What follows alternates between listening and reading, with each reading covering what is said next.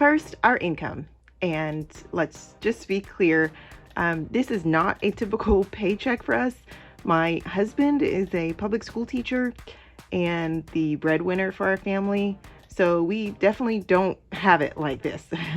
But he does cover Saturday school, like every Saturday, and he did some extra teaching this semester.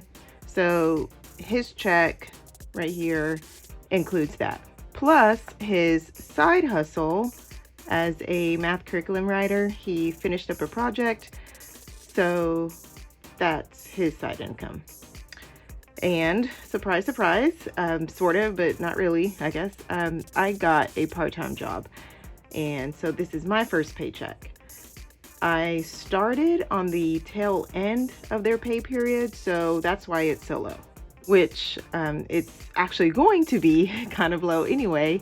It's just a fast food job, but it's good in this sense because I can still, or I can work when my husband's, or I can work on my husband's off hours, and we can avoid childcare. And, you know, it's just something in the meantime until I can get into something else. So the total income for this week came to $4,435 even. We have our typical Tithe groceries and gas. I shop for groceries once a week on Fridays to feed our family of 4. Our grocery budget also includes household items like toothpaste and laundry soap. And actually here lately, it's included shea butter because my children's little Georgia skin has been drying out from these Tennessee winters. Gas came in a little lower because my husband was still on winter break for part of the week. And there's the electric bill showing out like, whoa. We live in an apartment that's just under 1,000 square feet. And yes, we've had the heat on, but it wasn't outrageous. Personally, my theory is that the electric company splits the usage between the other units, like the other apartments in the building. They say they don't do that, but come on. I mean, I put 2 and 2 together last year when our electric bill got up to $300. We literally kept our thermostat at 70. And we wore robes and slippers and hats and everything else, thinking that we were doing something, but it was still $300 the next month. Again, another reason why we want to have our own house. But until this debt is paid off, there's nothing we can really do about it. There's our internet for the month, which is looking a lot better than the $75 we were paying in November. We called our internet provider and got a discount, so that's a win. We have a couple of websites, so that's what that is. We set aside self-employment taxes from my husband's contract work. Where is it? Right there. So we don't have a car maintenance fund as far as like a sinking fund. This is an example of us cash flowing it. So both vehicles need an oil change.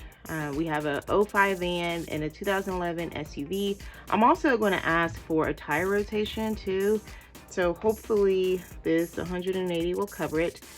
I'm going to try to get it done on MLK Day so that Oren will have the day off from school and we can just get all that stuff done. So my daughter is turning 7 later this month, and we're going to do a small little get together with friends. So that's what we're doing. That's a hard one, and hopefully, or maybe, I'll discuss it. I have a lot of thoughts on this, but we did do a little get together for my son when he turned 4, so I don't want to play favorites. So we're definitely going to do that for her too. Haven't figured out exactly what we're going to do, and maybe we won't even need all this, who knows, but we'll think of something. And then we have our buffers, which cover 4 different accounts that we pay our bills out of. Total expenses for the week comes to $1,947.47. That leaves $2,487.53. And I actually went ahead and paid it to our student loan just to get rid of it. Hopefully we can get some more money from our paychecks this month and throw more to debt. But we'll do a complete debt update later. I went ahead and colored in our debt tracker. We started these in 2020 with 18 different student loans, and we're down to our last 4 now. We follow Dave Ramsey's method of ranking debt from smallest to largest and attacking the smallest one until it's gone, then going to the next one. And since we did that, our last debts are pretty big, and it's going to take a lot of jabs to completely knock them out. So I figure we need to get back to the trackers as like a motivator. If you're interested in these trackers, I actually made them and I considered putting them on an Etsy shop or something, but let me know if anyone's interested.